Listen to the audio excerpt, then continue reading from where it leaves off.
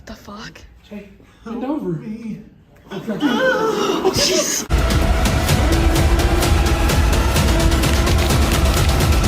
What if we make it worse? Worse than this? Good evening, chocolatiers. Today, we're back with Octoberfest 2025, and we're diving into something a little special today. Something caught me a little off guard, something I didn't expect to watch. That's R.L. Stine's Pumpkinhead streaming on Tubi. That's right, R.L. Stine, as in Goosebumps and Haunting Hour. So this one's actually loosely based on one of his Haunting Hour episodes. One I don't remember if I watched when I was younger, but I did used to binge watch the show, so maybe I did.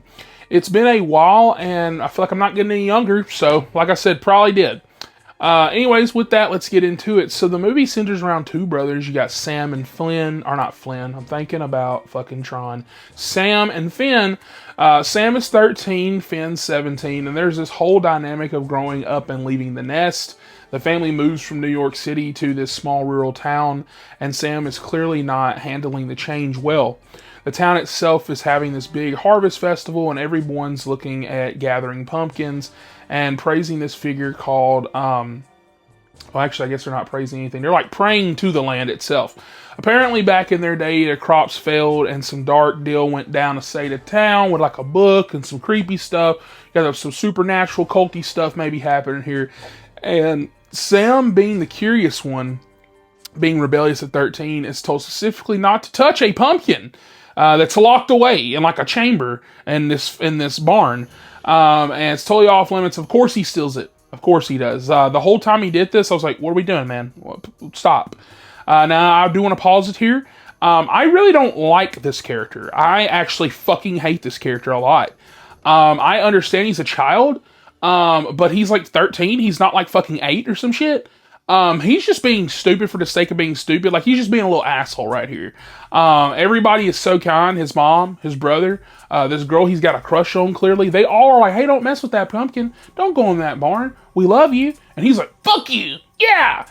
Stop. You're not 6. You're not 7. I don't buy that shit. Because even like it won't come up. He can't get the pumpkin, so he gets a fucking hatchet and stop. Everything that happens in this movie is literally because he just never stopped at any hint that he got, okay? God himself was like, hey, it won't even pull up, brother. And he said, no, I've got it.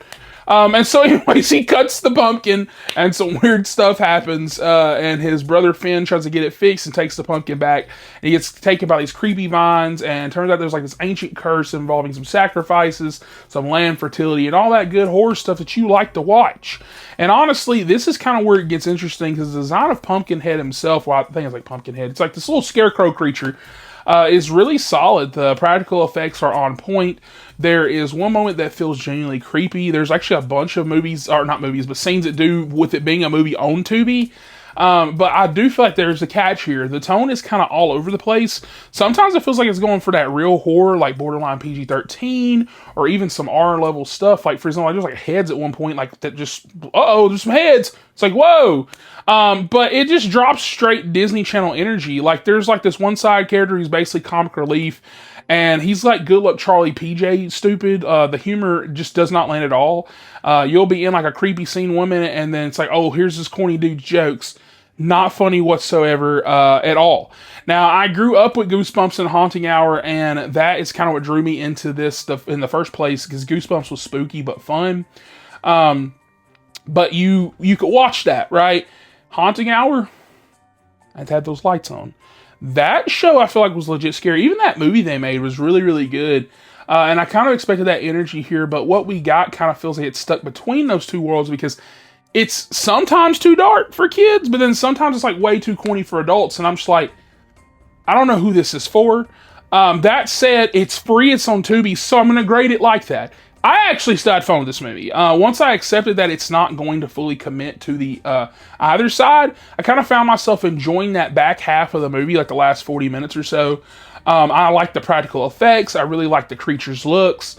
And so, yeah, even though Sam drove me crazy, and I do hate that character, the tone flip-flopped like 5 times, R.L. Stine's Pumpkinhead is still a pretty good movie. It delivers a surprisingly cool little horror flick. The lore is interesting enough. The practical effects are great. And the last 40 minutes, like I said, actually kind of pull it together. It's not going to be groundbreaking. Hell, it was made for Tubi.